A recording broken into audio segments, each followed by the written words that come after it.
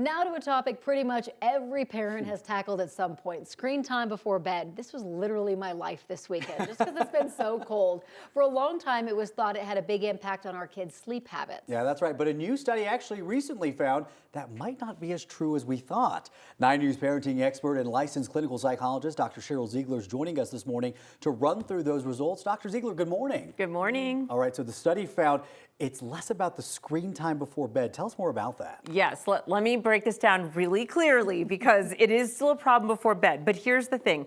So they studied 85 kids. So this is a limited study in New Zealand and really watched their habits over 2 weeks.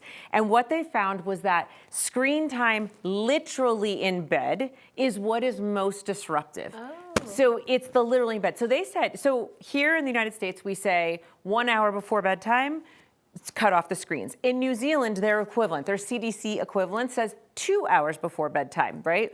But what this study found was it doesn't matter how many hours before bedtime. If you're bringing a screen in the bed, you are less likely to get good quality sleep and you're more likely to get about a half hour less of sleep a night.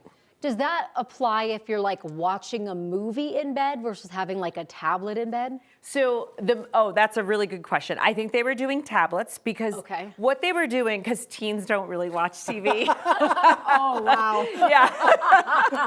So showing our age, Corey. But what teens do, though, they also don't really do one thing at a time. So they're playing a game, and they might be watching a Netflix show, and they have social media open. So they watched also how many window tabs they had open, which is usually multiple at a time. So it's number one, phone, and number two, iPad for them. Does that make sense? Right, yes, it does. Yes. Okay.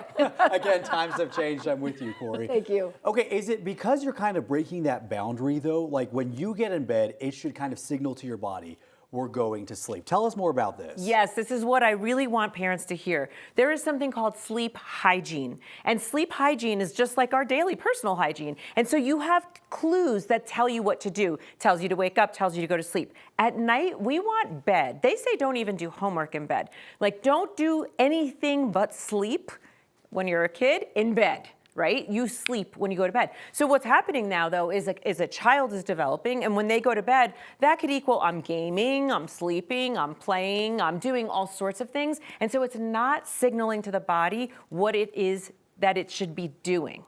So yes, sleep hygiene is important. Really, ideally, kids are on screens, not in their rooms. They're off 1 to 2 hours before bedtime. And do I think this is hard?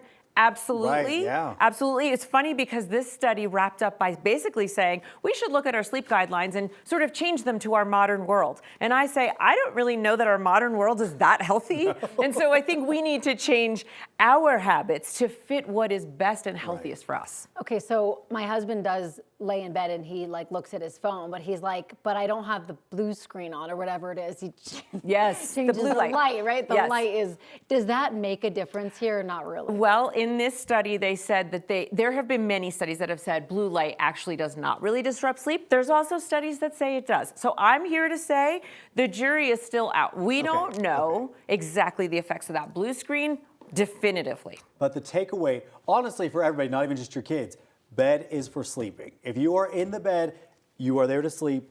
Do not do anything else there. Absolutely. Look at it as a clue and a signal to your brain. What is it supposed to do? And really try to get screens out of kids' bedrooms. Yeah. Never mind their beds. Yeah.